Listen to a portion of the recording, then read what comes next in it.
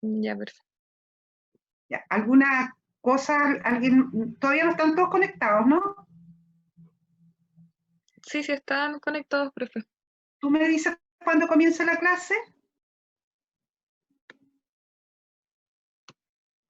Yo creo, es que, ¿a qué hora se tomó el break? No me fijé en la hora. ¿Pasaron los 10 minutos? No tengo idea, fíjate, porque yo salí a dar una vuelta por el patio, así que...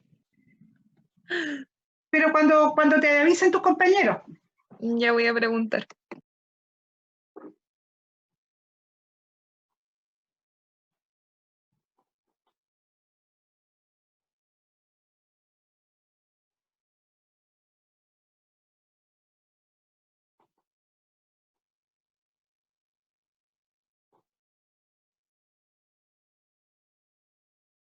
Ya sí, profe, dicen que sí. ¿Se tomaron el café? Yo estoy a tecito. Usted está tecito, yo voy por mi tercer café, fíjate. Bueno, ¿partimos entonces? Bueno, ahora vamos a salir de lo que es tubo digestivo y vamos a entrar a lo que es hígado. ¿Ustedes prefieren interrumpirme las clases cuando tengan dudas o las preguntas las dejamos para el final? Yo creo que para el final, ¿no es cierto? Sí. Ya, perfecto. Vamos a entrar entonces al tema de hígado, vamos a hablar de la función y de su disfunción.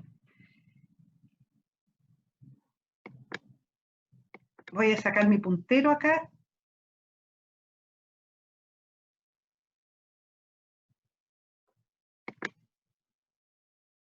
Aquí, ya. Aquí nosotros tenemos el hígado para que ustedes recuerden la anatomía, ¿no es cierto? Tenemos el lóbulo hepático derecho, el borde inferior del hígado que se palpa desde el punto de vista semiológico en el reborde costal. Recuerde que esto va a dar una zona de matidez.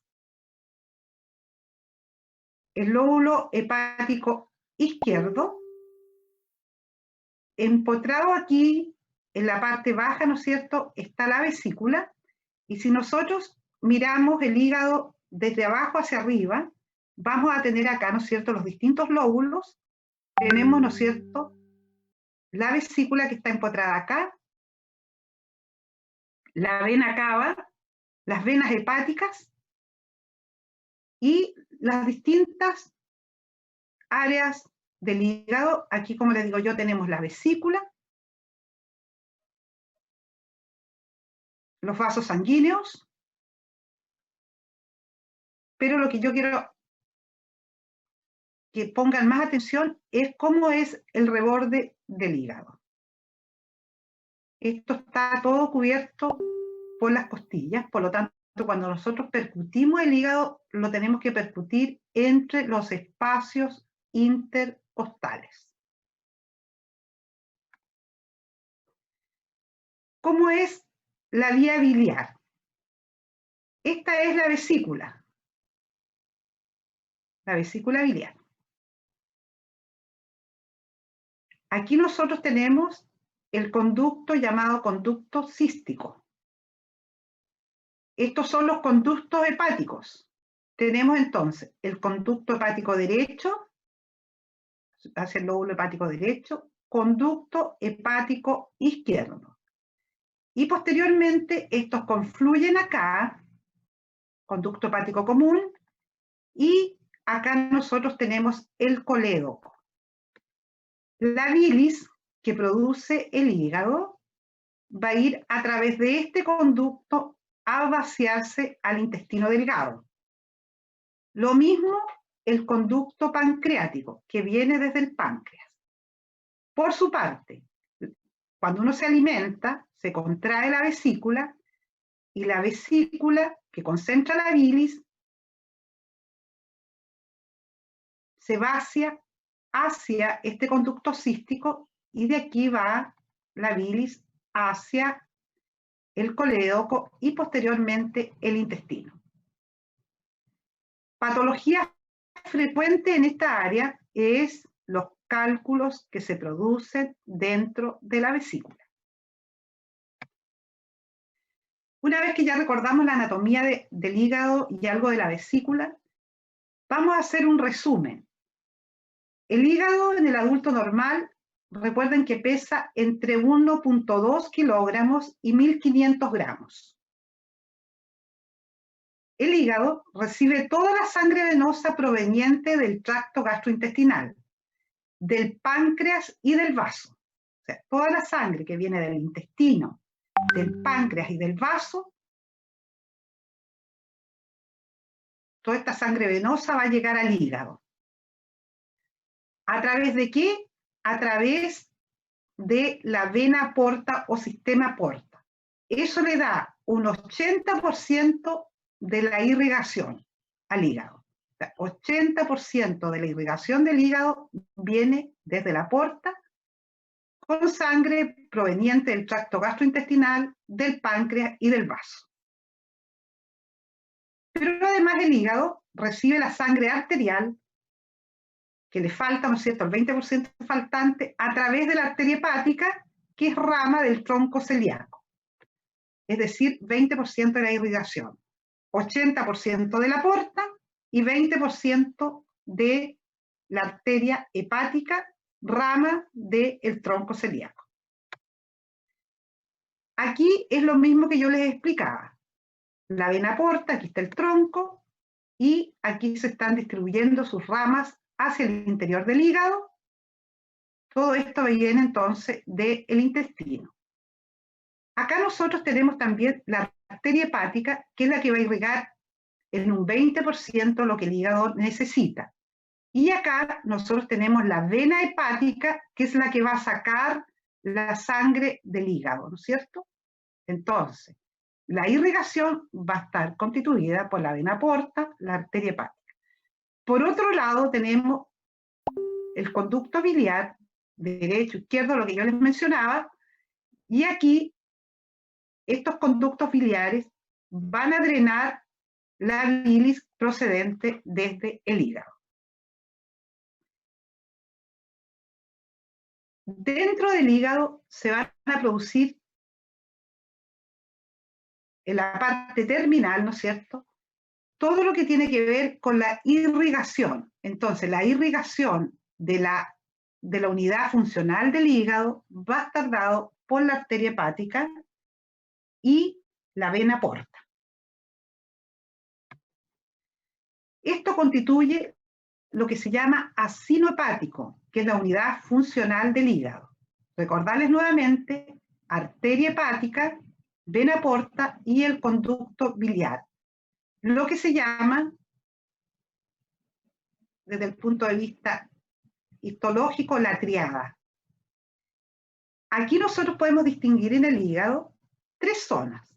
La zona 1, que es la más cerca de esta triada portal, y la zona 3, que está donde está la vena terminal, que son las que van a formar, al final de cuentas, la vena hepática. Por lo tanto, como estos vasos sanguíneos son los que llevan la mayor cantidad de sangre al hígado, son los que van a aportar más oxigenación. Y así se explica por qué esta zona del hígado es la que es más oxigenada y esta zona del hígado, que es más terminal, es la que va a ser más sometida a las hipoxias. Esta zona es la que se llama el espacio porta, ¿no es cierto? La zona que recibe más oxígeno. Lo mismo que había dicho anteriormente, cómo es la oxigenación del acino hepático, y siempre ustedes van a ver que la oxigenación parte en la zona 1 para posteriormente recibir menos oxígeno en la zona 3. Esta sería entonces la unidad funcional del hígado, y aquí tenemos la tríada portal que les acababa de mencionar, constituida por vena porta, arteria hepática y, ¿no es cierto?, vía biliar. Aquí se muestra la célula hepática, es decir, el hepatocito, que dispone de canalículos biliares, como ustedes ven acá, pero también tiene el polo sinusoidal. Entre el polo sinusoidal y el endotelio del sinusoide existe lo que se llama el espacio de Diésel.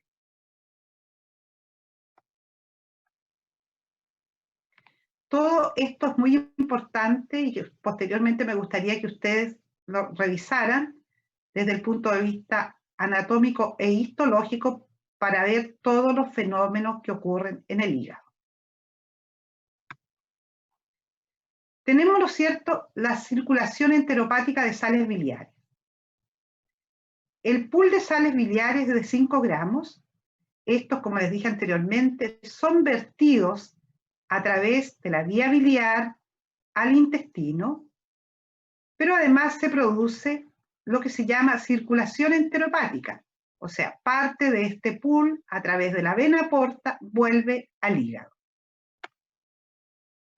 Aquí nosotros tenemos un hígado absolutamente normal, constituido por su hepatocito.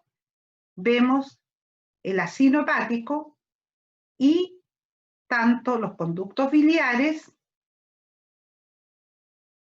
la porta y además la arteria hepática. Esto ustedes lo tienen que conocer mejor que, o sea, no mejor que yo, pero ya ustedes lo tienen que haber visto en sus clases de histología. Pues bien, ya que conocimos o recordamos un poquito la anatomía y la histología del hígado, vamos a ver cuáles son las principales funciones bioquímicas del hígado. La síntesis, vale decir la producción de sustancias, el almacenamiento de sustancias, la degradación de algunas y la excreción o eliminación. Por lo tanto, el hígado es un órgano muy completo y que trabaja en forma permanente. Veamos la función de síntesis. El hígado sintetiza proteínas y dentro de ellas, una de las más importantes es la albúmina, ¿no es cierto? Esta albúmina se ve alterada su producción cuando existen enfermedades crónicas hepáticas. También produce la ceruloplasmina, la cual se ve disminuida en una enfermedad hepática que se llama el Wilson y que empieza a acumular cobre en el organismo y va a producir a la larga una enfermedad que se llama la de Wilson con un deterioro cerebral importante. También produce la proteína C reactiva y esta proteína C reactiva se ve incrementada por producción hepática en algunas enfermedades, por ejemplo, inflamatorias y también enfermedades infecciosas. Otra proteína que produce el hígado es el fibrinógeno, que esto tiene que ver con la coagulación. También puede disminuir en enfermedades crónicas del hígado.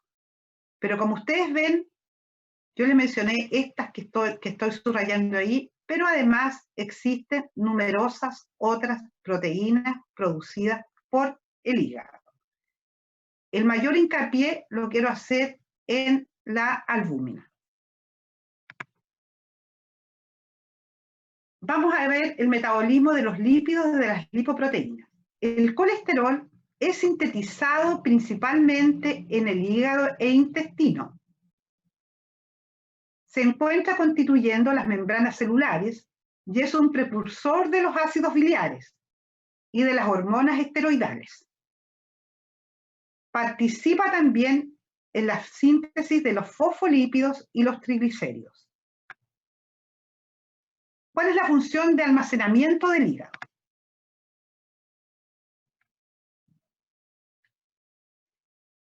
En cuanto al almacenamiento, tiene que ver con el metabolismo de los carbohidratos. El hígado juega un papel fundamental en la homeostasis de la glucosa, manteniendo sus niveles, ¿no es cierto? Porque si no, ¿qué pasa? Si yo ingiero mucho hidrato de carbono, me podría aumentar exageradamente la glicemia. Al revés, si tengo un periodo de ayuno prolongado, la glicemia me puede bajar mucho e incluso puedo llegar al coma. Por lo tanto, el hígado mantiene una homeostasis de la glucosa, logrando mantener niveles sanguíneos adecuados. ¿Cómo hace este proceso? Produce la glicogenógenesis, es decir, la captación y almacenamiento de la glucosa en forma de glicógeno, ¿no es cierto? Capta moléculas de glucosa y se forma el glicógeno. Por otra parte, de este mismo glicógeno que se forma, si baja la glicemia, convierte el glicógeno en glucosa, la cual se va hacia el torrente sanguíneo de acuerdo a las necesidades. Provoca lo que se llama la gluconeogénesis, es decir, formación de glucosa desde otras fuentes de proteínas. Por lo tanto, el hígado es fundamental en el metabolismo de los carbohidratos. ¿Qué otra función cumple el hígado? Funciones de detoxificación o de eliminación. ¿En qué consiste esto? En que las sustancias tóxicas que provienen del metabolismo celular, por ejemplo, bilirrubina, amonio, como también sustancias que vienen del medio ambiente, el hígado hace que éstas se expulsen, detoxificándonos de estas sustancias. Por ejemplo, drogas y toxinas pueden ser modificadas en el hígado para ser eliminadas por la bilis o por la orina. En el caso de la bilis, la bilirrubina conjugada, o por la orina, como es el caso de la urea. La bilirrubina es el producto final del catabolismo normal del grupo hemo. Y el grupo hemo viene de los glóbulos rojos desde la hemoglobina. Diariamente en el adulto son metabolizados aproximadamente 6 a 7 gramos de hemoglobina. Esto se hace en el sistema retículo endotelial, produciéndose 35 miligramos de bilirrubina por cada gramo de hemoglobina. Esta bilirrubina, que es la no conjugada, pasa al torrente sanguíneo, donde es unida a la albúmina y al llegar al hígado es captada por los hepatocitos y liberada de la albúmina. Esto yo se los voy a explicar en forma más didáctica en otras diapositivas. Aquí la tenemos. Recuerden que los glóbulos rojos viven aproximadamente 120 días. Cuando estos envejecen, ¿no es cierto?, captados en el sistema retículo endotelial, se libera hemo del glóbulo rojo, donde se produce lo que se llama bilirrubina no conjugada. Esta bilirrubina no conjugada se une a la albúmina, llega al hepatocito, donde es conjugada con ácido glucurónico, transformándose en bilirrubina conjugada. ¿Qué característica tiene esta bilirrubina conjugada? Que es hidrosoluble. Esta bilirrubina conjugada pasa a la bilis.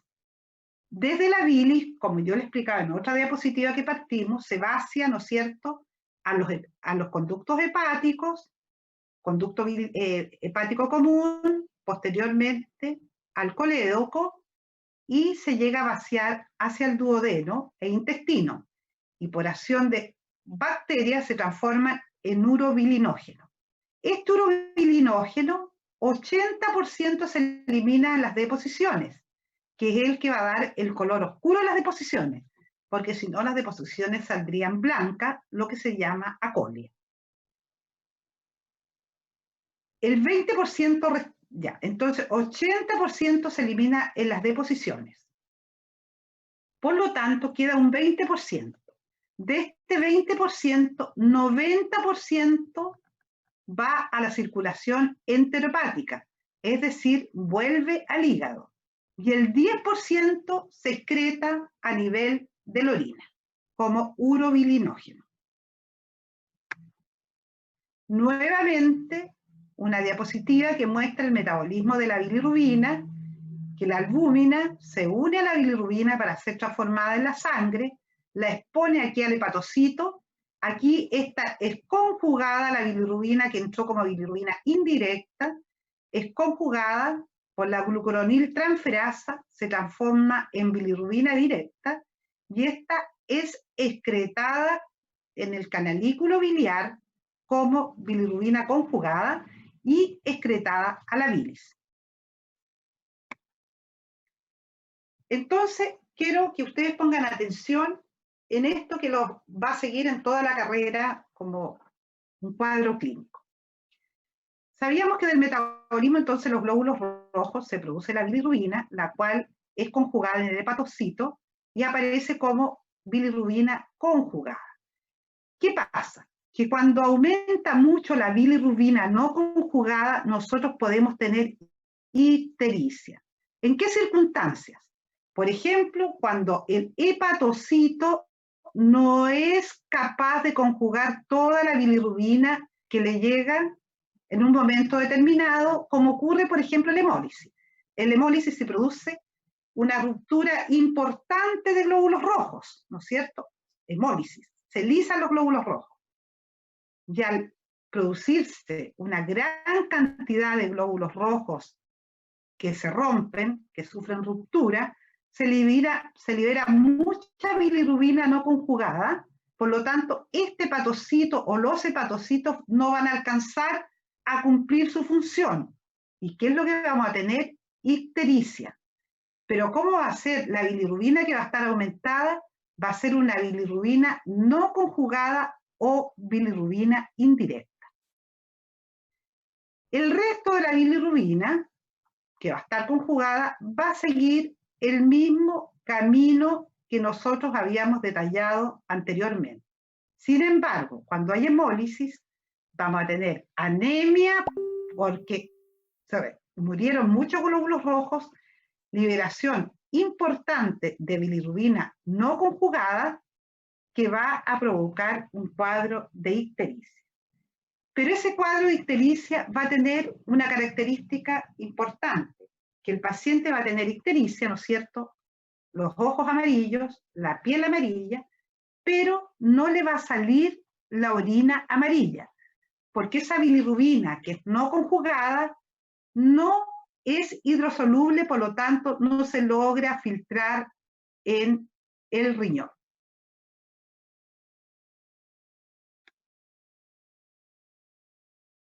Entonces, nuevamente, ruptura de los glóbulos rojos, se libera bilirrubina, que es la no conjugada, se conjuga con ácido glucurónico, llega al hepatocito, pero ¿qué pasa? Cuando nosotros tenemos un aumento de esta bilirrubina que conjuga el hígado, supongamos en alguna obstrucción del colédoco, por ejemplo, ¿no es cierto? Se obstruye el colédoco, por lo tanto, el proceso de conjugación en el hígado se efectúa adecuadamente, pero esta bilirrubina no logra ser excretada toda al tubo digestivo, va a aumentar la bilirrubina conjugada en la sangre, va a volver a la sangre, porque acuérdense que es hidrosoluble, va a volver a la sangre, vamos a tener ictericia, pero va a ocurrir otro fenómeno, va a ocurrir coluria, o sea, se va a filtrar bilirrubina conjugada en la orina. ¿Qué ocurre? Cuando nosotros tenemos una obstrucción completa de la vía biliar, o sea, no se excreta, vamos a volver a la diapositiva anterior para que les quede claro.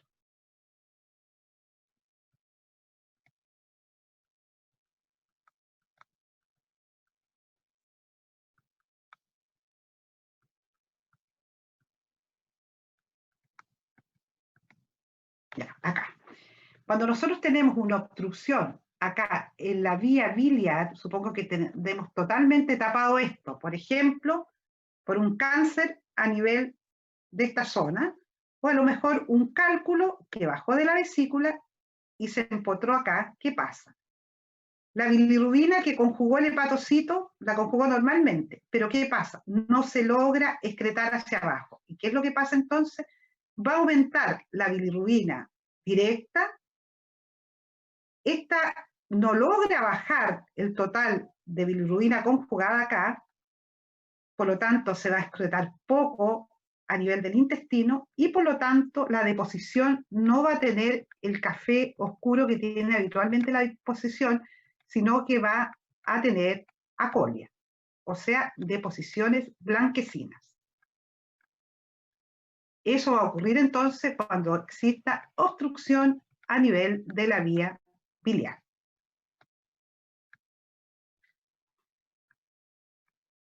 Vamos a tener entonces acolia y un fenómeno que además se produce que se llama prurito, es decir, picazón. Esto es porque se altera la excreción de bilirrubina y también se alteran los conductos acumulando algunas sustancias aparentemente tóxicas que van a provocar el prurito. Entonces, hay que recordar que cuando aumenta la bilirrubina directa, vamos a tener, además de ictericia, coluria. Sin embargo, cuando aumenta la bilirrubina indirecta, vamos a tener ictericia, pero sin coluria.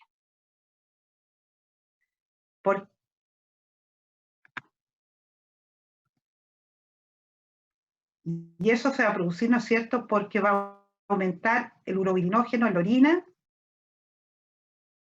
y va a haber acolia porque no va a haber tinción de las deposiciones. Clasifiquemos en forma práctica las ictericias después de haber entrado a esta diferenciación entre bilirrubina directa y bilirrubina indirecta. La ictericia la podemos clasificar en ictericias prehepáticas, vale decir, fenómenos antes que llegue la bilirrubina al hígado, antes que se exponga esta bilirrubina al hepatocito, y estas ictericias prehepáticas, el prototipo es lo que yo les acabo de mencionar, las hemólisis, es decir, las anemias hemolíticas.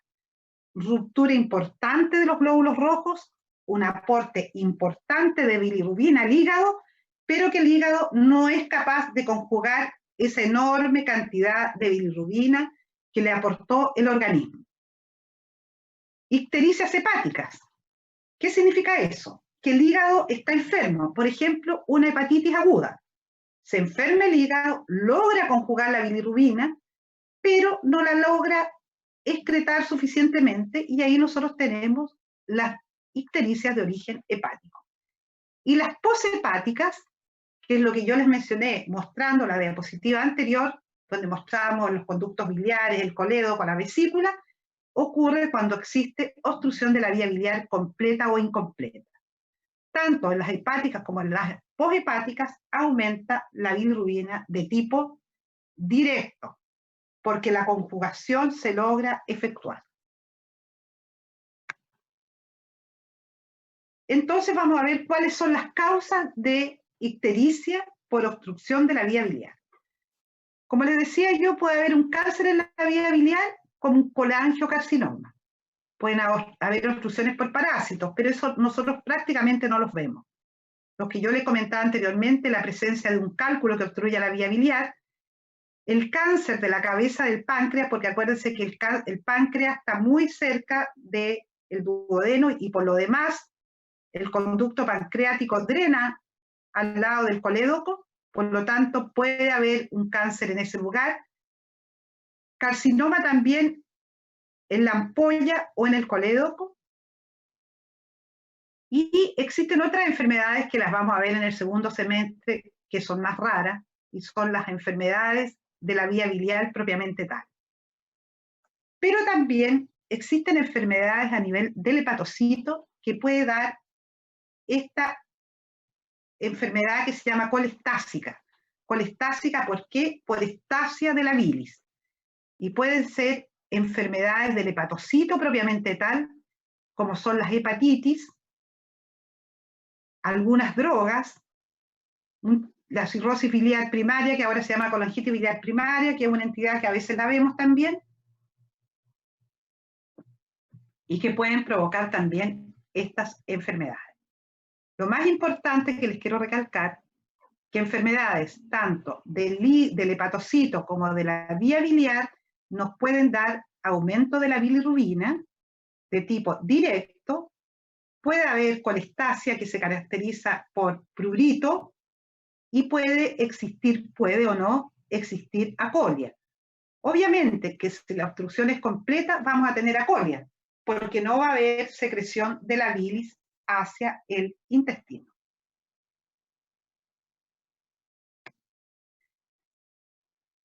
¿Cómo nosotros examinamos la ictericia? Se examina, ¿no es cierto?, mirando los ojos, y ustedes ven aquí que existe ictericia de escleras, pero también puede haber ictericia de piel. Pero lo primero que aparece es la ictericia de escleras. Con esto nosotros, mirando a este paciente, nosotros no vamos a saber si la enfermedad que tiene es hepática propiamente tal, de vía biliar, o bien que el paciente hizo una hemólisis. ¿Cómo vamos a saber si el paciente tuvo hemólisis? Porque además le vamos a mirar las conjuntivas y si están muy pálidas, podemos pensar que a lo mejor lo que el paciente tiene es una ictericia por una hemólisis importante. Pero la pregunta fundamental a este individuo, ¿cuál va a ser? ¿Tiene o no tiene coluria? Si usted tiene coluria, necesariamente esta ictericia que vemos en este paciente va a ser de origen hepático o biliar, porque aumentó la bilirrubina indirecta. Si el paciente tiene acolia y tiene esta ictericia, el origen de su ictericia probablemente va a ser por, si tiene acolia, va a ser porque va a estar totalmente obstruida la vía biliar. Y si este paciente tiene solamente ictericia sin coluria, este paciente, vamos a decir que tuvo entonces una hemólisis. Entonces, en la práctica tenemos ictericias prehepáticas, que son especialmente las hemolíticas, como ya lo he mencionado varias veces, las hepáticas, por enfermedades hepáticas tanto agudas o crónicas, y las poshepáticas, es decir, obstrucción de la vía biliar completas o incompletas. Esto es lo mismo para decirles que la bilirrubina indirecta es hidrofoba, pero al unirse a la albúmina puede circular en la sangre, pero no tiene excreción renal. Sin embargo, la bilirrubina directa o conjugada es hidrofílica y puede ser, por tanto, excretada por la orina. Una vez que conocemos estos aspectos, vamos a ver cómo nos enfrentamos en la parte clínica. Primero, ¿no es cierto?, una anamnesis cuidadosa. ¿Qué vamos a preguntar en la anamnesis? ¿Cuándo se puso usted amarillo? ¿No es cierto? ¿Qué edad tiene? No es lo mismo una ictericia en una persona que tiene 18 años a una persona que tiene 70. Por ejemplo, una persona que tiene 18 años o 12 años, si está con ictericia, tenemos que ver una posibilidad, por ejemplo, de una hepatitis viral aguda de tipo A, que es frecuente en la gente joven. El género es importante, ¿no es cierto? Porque hay enfermedades que son propias de las mujeres y otras enfermedades que son más frecuentes en el hombre, como el estado nutritivo. ¿Toma alcohol o no? Porque acuérdense que el alcohol puede provocar enfermedades hepáticas. ¿Usa fármacos? Hay muchos fármacos que pueden provocar hepatitis o alteraciones a nivel del hígado. Dentro de ellos hay que mencionar, dentro de algunos fármacos, los anticonceptivos, medicamentos que se toman para los hongos, algunos medicamentos que se usan para distintas enfermedades nos pueden también afectar el hígado. Algunas drogas que definitivamente son hepatotóxicas y pueden provocar insuficiencias hepáticas que son agudas. El hábito alcohólico puede provocar desde una enfermedad aguda del hígado cuando las personas toman alcohol en forma exagerada, por ejemplo en una fiesta que se toman 3 botellas de pisco, pueden provocarse una hepatitis aguda alcohólica. En cambio, aquel paciente que tiene hábito de ingerir alcohol por un largo periodo de tiempo, va a tener más bien probablemente una cirrosis hepática. Exposición a algunos riesgos. Por ejemplo, promiscuidad sexual. ¿Qué es lo que pasa con eso? El paciente puede tener una hepatitis por el virus B. Exposición a fluidos biológicos, ¿no es cierto? Que también puede haber, qué sé yo, tóxicos, desinfectantes que se usan en la agricultura, en algunas cosas, pueden también provocar alteración a nivel del hígado. Es muy importante en el cuadro clínico saber cómo se instaló la ictericia, es decir, el tiempo que lleva y los síntomas agregados, vale decir, el prodromo. Aquí en el prodromo voy a hacerles mención a un cuadro que vemos, que es, por ejemplo, la hepatitis viral. Las hepatitis viral suelen aparecer como cualquier gripe, con decaimiento, un poco de dolores musculares, como que le molestan los olores, no le dan ganas de comer, y de repente el paciente empieza a ponerse amarillo y hace la orina oscura. Si nosotros lo comparamos esto con otro paciente, por ejemplo, que tiene un dolor intenso en el hipocondrio derecho, supongamos una mujer de 40 años que consulta por un intenso dolor en el hipocondrio derecho y que se le irradia hacia el dorso del mismo lado, y que además inició un cuadro de ictericia y coluria y el dolor es muy intenso, que lo lleva a consultar a un servicio de urgencia, nosotros ahí vamos a pensar que el paciente tiene un cólico biliar asociado a un cálculo que tiene que haber impactado la vía biliar. ¿Por qué? Porque hizo un cuadro de ictericia. Por eso es tan importante evaluar el cuadro clínico y si hay o no prodromo. No es lo mismo, en cuanto a la edad, una ictericia en un recién nacido, donde hay algunas enfermedades que ustedes en pediatría van a ver que provoca ictericia, a una ictericia en un paciente joven como ustedes, que puede ser una hepatitis viral, o una ictericia en un paciente de edad y que está enflaquecido, que puede tener un cáncer.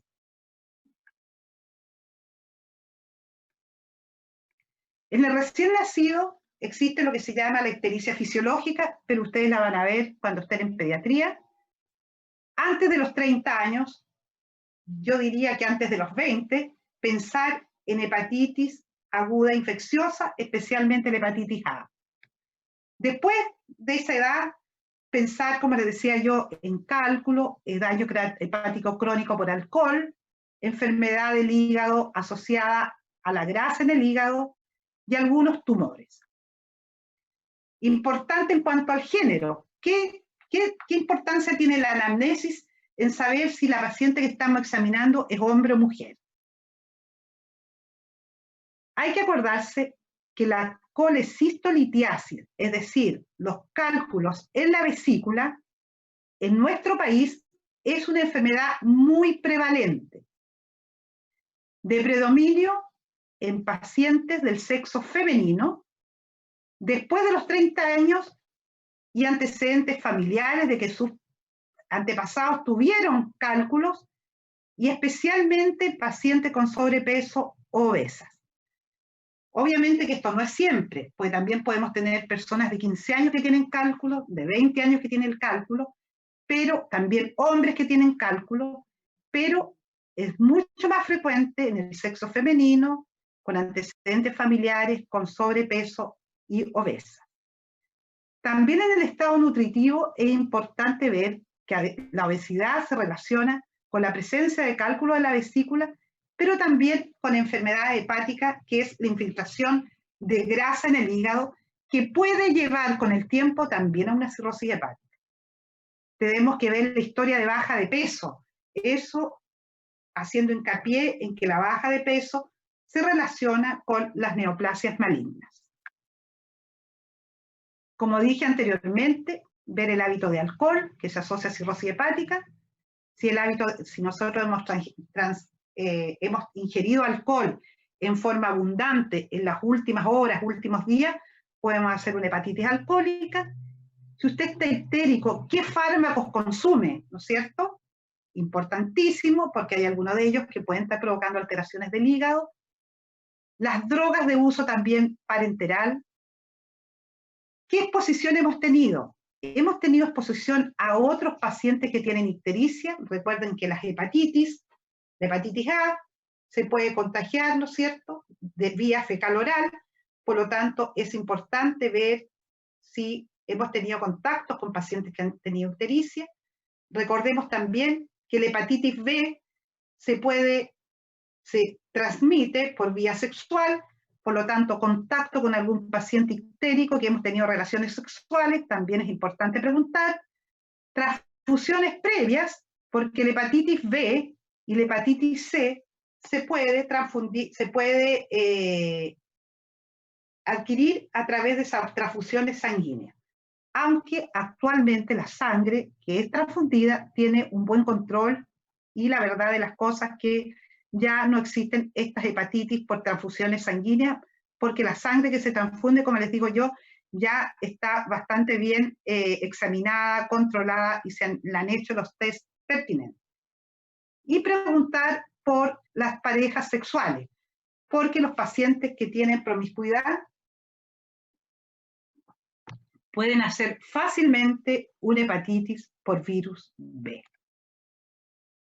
Afortunadamente, hoy existe la vacuna contra el virus del virus B, y también existe la vacuna contra el virus de la hepatitis A y la vacuna del virus de la hepatitis B.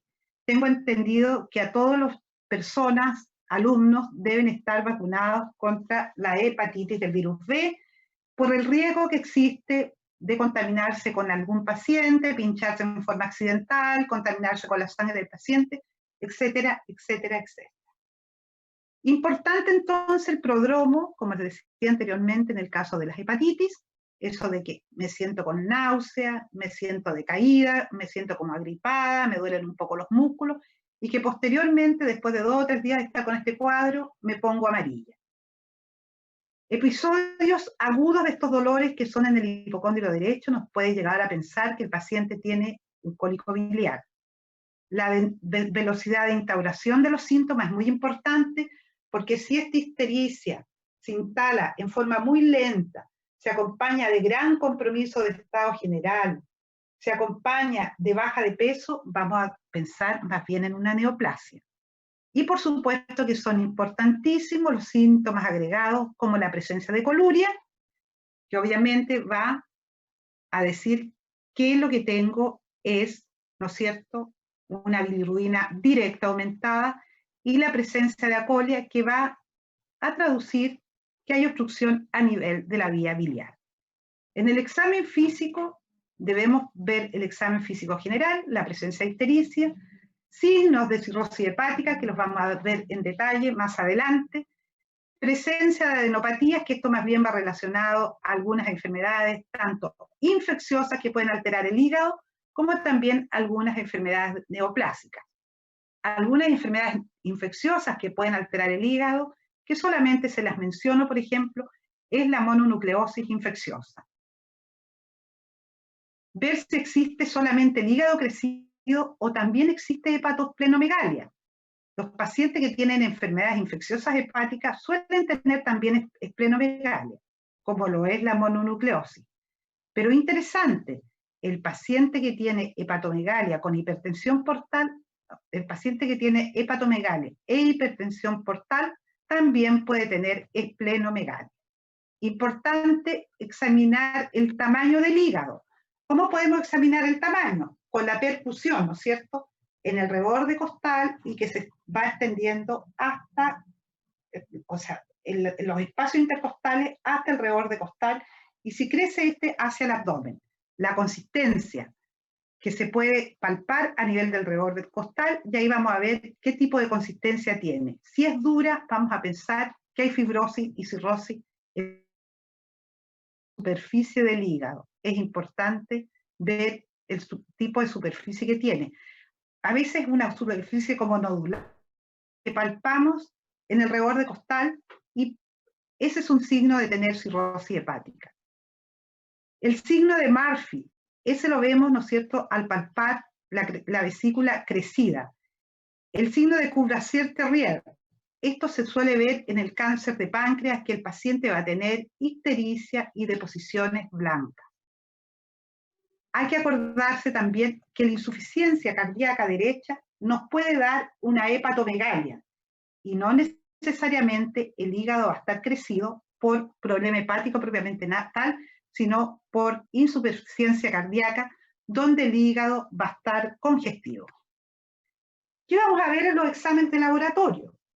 Una vez que nosotros tengamos el cuadro de ictericia, aunque yo sé que esto no va en la semiología, debemos diferenciar entre si la bilirrubina es de predominio directo o indirecto. Esto se hace con examen de sangre. Si tiene o no predominio colestásico hepatocelular, que esto se hace con enzimas del hígado, que solamente se lo estoy mencionando. No es para que lo memoricen, sino que simplemente para que lo tengan, ya tengan una idea. Si existe o no existe disfunción hepática. Recuerden que yo les mencioné que el hígado sintetizaba albúmina.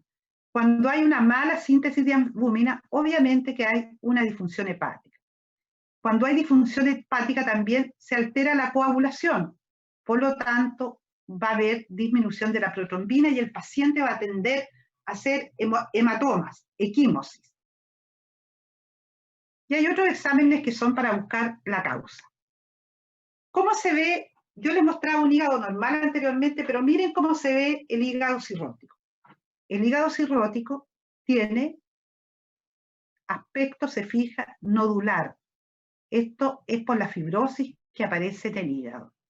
Comprenderán ustedes que este hígado obviamente va a tener alterada todas esas funciones que yo les mencionaba, de síntesis, de metabolismo, de excreción. Porque este órgano no puede funcionar bien como un órgano normal. Aquí nosotros tenemos un hígado normal. Aquí nosotros tenemos un hígado en que ya ha aparecido fibrosis. Y por último, el hígado nodular que ya tiene cirrosis. Las manifestaciones clínicas de la cirrosis hepática son producto de la hipertensión portal que se produce y de la disfunción hepatocelular. Por lo tanto, cuando nosotros nos acercamos a examinar el hígado, tenemos que tener una técnica apropiada, evaluar el tamaño hepático, si está grande, si está pequeño, y eso lo podemos lograr con la percusión, y cómo están los bordes del hígado. Veamos algunas causas de cirrosis hepática. Esto ya estamos hablando de un hígado crónicamente enfermo. Las hepatitis virales crónicas, como el virus de la hepatitis B y la C. La hepatitis A, que es la que le da habitualmente a los jóvenes, no deja secuelas en el hígado. Existen hepatitis que se llaman autoinmunes, que también pueden llevar a una cirrosis hepática. El hígado graso no alcohólico, es decir, la esteatohepatitis no alcohólica. Enfermedades como la colangitis biliar primaria. La cirrosis cardíaca también se puede producir por estas insuficiencias cardíacas que yo les mencionaba. Algunas enfermedades metabólicas raras, como la hemocromatosis, que es por depósito de fierro en el hígado. La enfermedad de Wilson, que yo les mencionaba, tiene que ver con el metabolismo del cobre. Estas otras dos que menciono aquí, pero estas son rarezas que vemos los especialistas, por lo tanto, solamente se las menciono a modo de información. ¿Qué hallazgos aparecen en los enfermos que tienen una enfermedad crónica del hígado? En los enfermos que tienen una enfermedad crónica del hígado van a aparecer estas telangiectasias o arañas vasculares. ¿Se fijan? En el pómulo de este paciente. Aquí nosotros vemos que el paciente tiene arañas vasculares. Esas arañas vasculares también pueden estar en la pared anterior del tórax. Cuando uno las presiona, estas arañitas vasculares como que tienden un poquito a desaparecer igual. Aquí nosotros tenemos otro signo que es aquí estamos hablando enfermedades, o sea, alteraciones asociadas a la cirrosis hepática. Dejamos atrás las enfermedades agudas del hígado.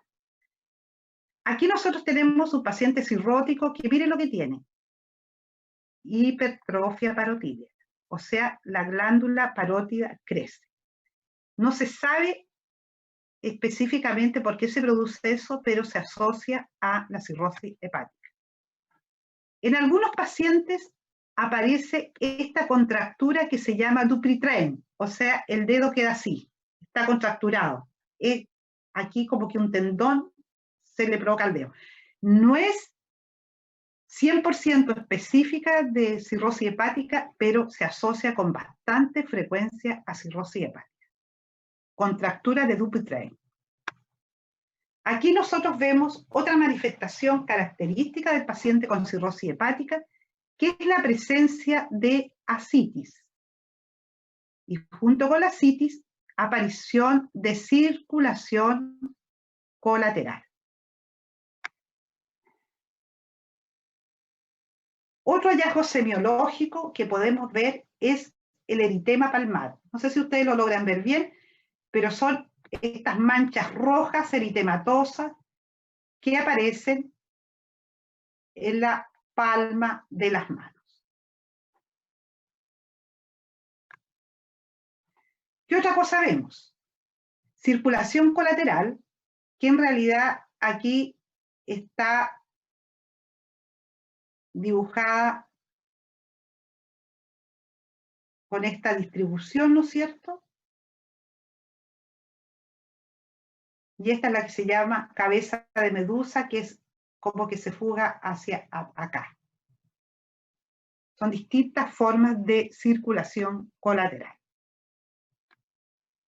Ahí está bastante bien descrito en un paciente con cirrosis hepática y que tiene circulación colateral y que sin duda alguna este paciente tiene una cirrosis hepática, a diferencia de otros pacientes que tienen ascitis, que no van a tener esta circulación colateral, que como ustedes ven se dibuja plenamente. Ahora, ustedes imaginarán que esa circulación colateral también puede provocar, porque aquí está derivando la sangre portal hacia acá, pero también esa sangre portal se puede derivar hacia el vaso, lo que va a dar esplenomegalia, o hacia el esófago, lo que va a dar los várices del esófago.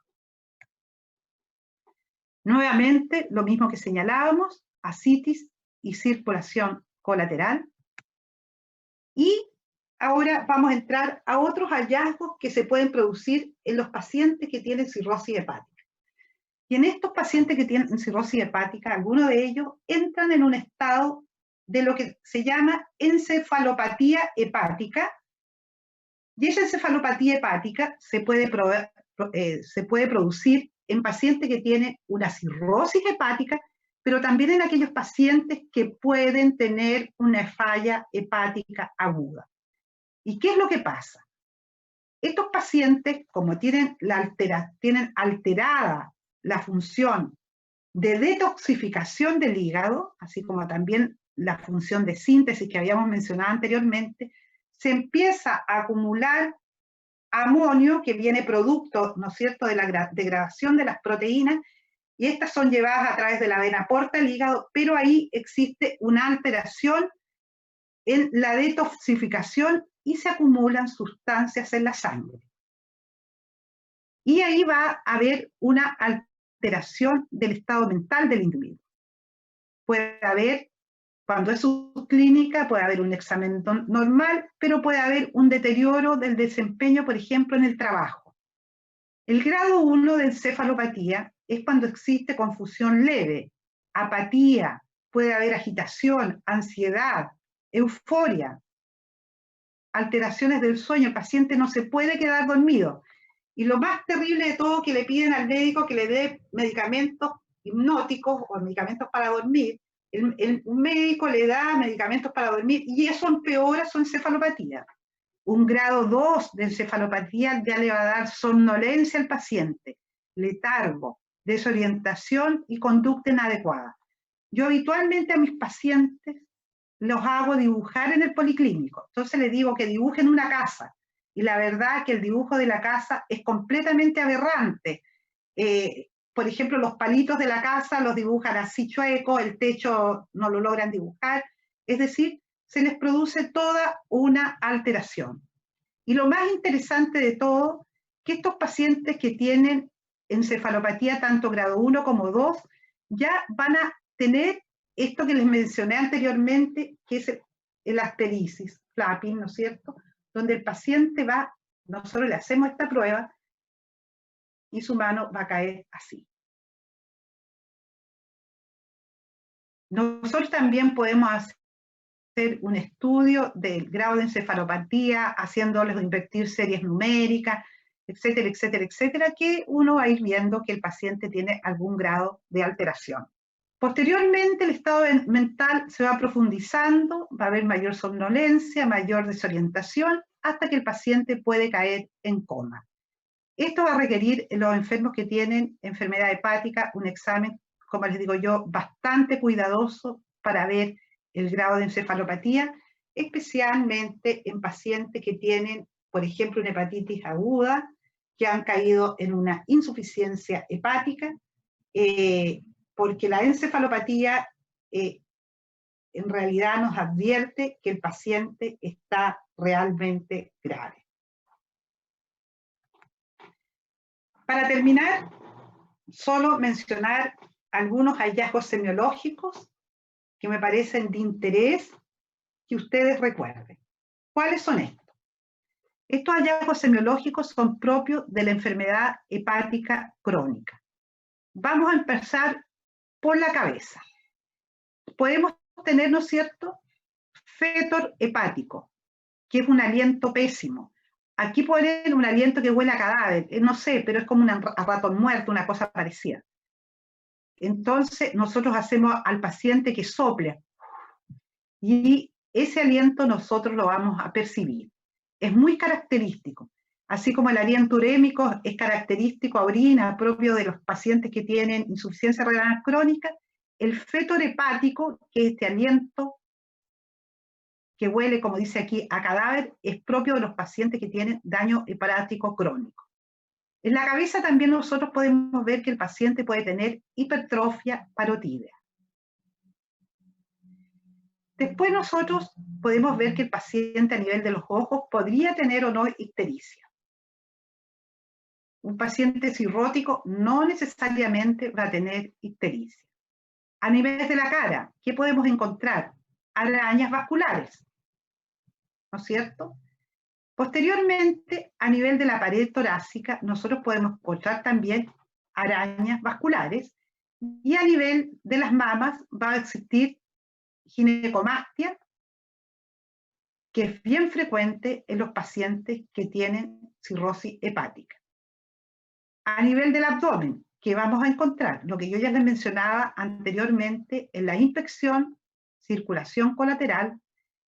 En la palpación del hígado podemos encontrar un hígado un poquito más grande, con nódulos en la superficie hepática duros, pero también un paciente cirrótico avanzado podemos encontrar un hígado pequeño. Y ese hígado pequeño nosotros lo vamos a percutir, ¿no es cierto?, en los espacios intercostales, haciendo una percusión de estos espacios intercostales, y vamos a ver cuántos centímetros mide el hígado de acuerdo a la matidez. Fuera de esta palpación del hígado en el paciente que tiene cirrosis hepática, y más que palpación, percusión, podemos ver que el paciente puede tener esplenomegalia, y eso se produce cuando existe hipertensión portal. Semiológicamente también podemos ver, ¿no es cierto?, la presencia de circulación colateral y la presencia de ascitis. Ojo con la ascitis. Cuando nosotros vemos la figura que yo les mostré de un paciente que tiene una enorme ascitis y circulación colateral, es muy fácil de evidenciarla. Diferente es cuando la ascitis es discreta.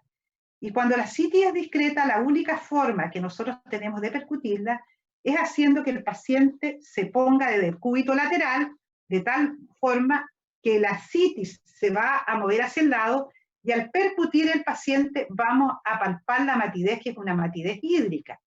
Posteriormente lo pondremos hacia el otro lado y vamos a palpar matidez. O sea, no siempre la CITI es tan importante que la podemos evidenciar fácilmente. Hago aquí un poquito de hincapié en un diagnóstico diferencial que ascitis, o sea, percusión mate en esta zona, no necesariamente va a traducir a CITI, porque recuerden que cuando la vejiga urinaria está llena de orina, también nosotros esta zona la podemos percutir como mate. Entonces podemos tener también circulación colateral y lo que les mencionaba yo anteriormente, que me lo habían preguntado, la pérdida del vello púbico. Eso es típico de los pacientes que tienen cirrosis hepática. También pueden tener atrofia testicular por todos los cambios hormonales que presentan estos pacientes. A nivel de las manos, ya les mencionaba la presencia de acterisis, el temblor que tienen los pacientes, el flapping. Puede haber estos hematomas, ¿no es cierto?, o equimosis, que también se lo había mencionado, que se producen por alteración en la síntesis de los factores de la coagulación del hígado. Por lo tanto, podemos tener estos fenómenos hemorragíperos. ¿Por qué puede haber anemia? Eso lo vamos a ver después, cuando me hagan preguntas, pero en realidad ya está acá en la diapositiva. Puede haber anemia. Una de las causas más frecuentes de anemia en los pacientes es porque han perdido sangre, ¿no es cierto? Y después vamos a ver por qué se produce esta sangre. Y también podemos tener edema de extremidades. Cuéntenme, ¿por qué se puede producir edema de extremidades?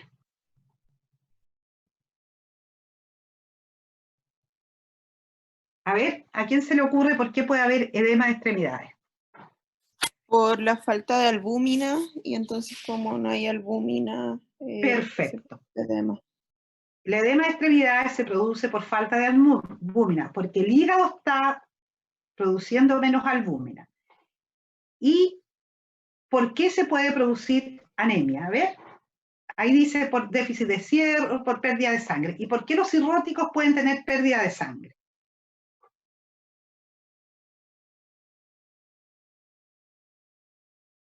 ¿Quién me lo puede mencionar?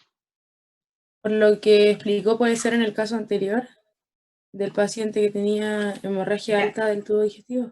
¿Por qué? A ver, ¿qué tenía ese paciente que tenía hemorragia alta? Las venas dilatadas, puede ser también. Ya, las venas que se llaman varices esofágicas, ¿se fijan? Entonces los varices esofágicos pueden sangrar, provocar hematemesis y melena. Y la hipertensión portal, que es cuando la porta, ¿no es cierto? Acuérdense que yo les mostré un monito que al hígado entraba la vena porta.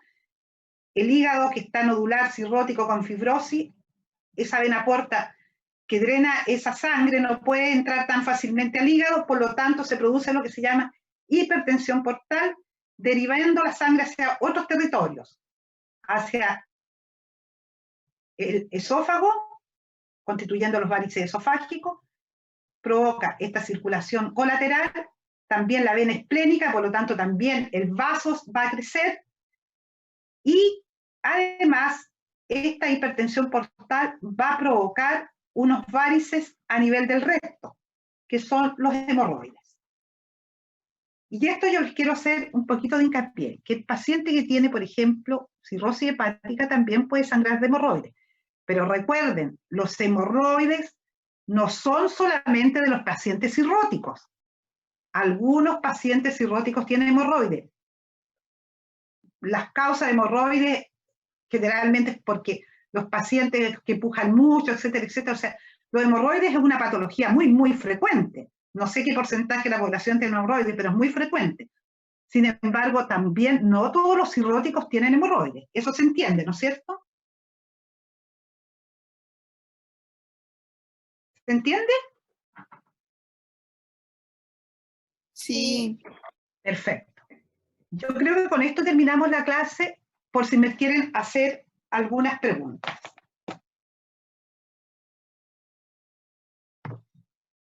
Estoy dispuesta y si tienen tiempo, yo feliz.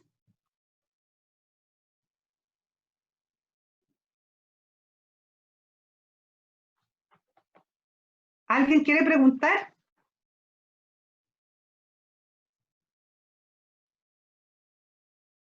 ¿Tienen alguna duda? En el chat por lo menos no hay preguntas, profe. Ya, pregúntenle si alguien, ¿y usted tiene alguna duda? Yo quedé clarita.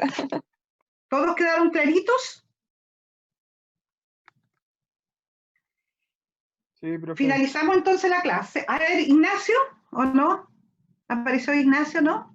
No, que sí, que quedamos todos claros. ¿Fue clara la clase? ¿No tienen ninguna duda? Fue muy clara, profe.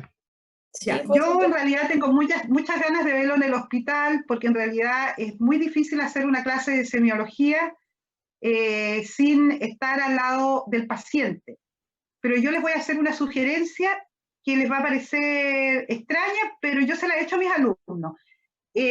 Ustedes siempre viven con alguien o tienen un familiar, entonces empiecen a hacer exámenes en personas sanas.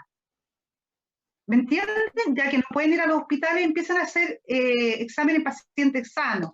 Por ejemplo, la percusión del abdomen, aprovechen a hacer ocultación, bueno, y no solamente la parte digestiva, sino que, y también ustedes empiecen a hacer anamnesis, porque ya con los conocimientos que ustedes tienen, ya pueden estar preparados para hacer una historia clínica, aunque sea un paciente sano, porque siempre ustedes van a tener un abuelito o alguien de mayor edad que ya ha tenido alguna enfermedad. Entonces, con un lapicito, con algo, empiecen ya a hacer una historia clínica. Hagan una historia clínica y háganse exámenes entre ustedes mismos, pueden ser, o entre familiares cercanos, que le pidan que, qué sé yo, que se pongan en decúbito y le empiezan a hacer palpación, percusión, y así ustedes cuando lleguen al hospital, viendo pacientes sanos, examinando pacientes sanos, van a ver que es muy fácil, es mucho más fácil identificar las personas que están realmente enfermas. Quiero cerrar esto diciéndoles que en realidad agradezco a Francis que me ayudó un poquito en esto de la plataforma Zoom, que me parece al final de cuentas bastante amigable. Quiero decirles que quedan invitados a cualquier duda que me quieran hacer. Francis tiene mi correo.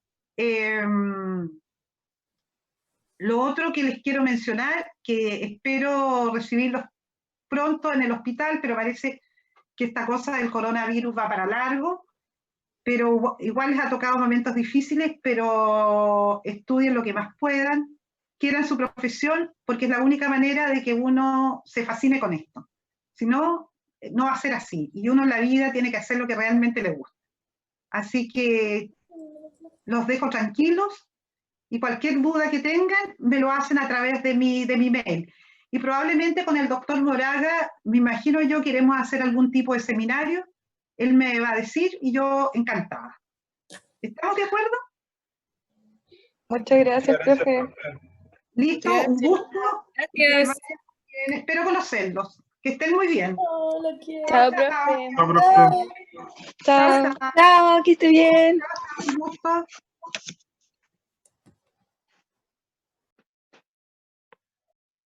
Chao, profe, que esté bien.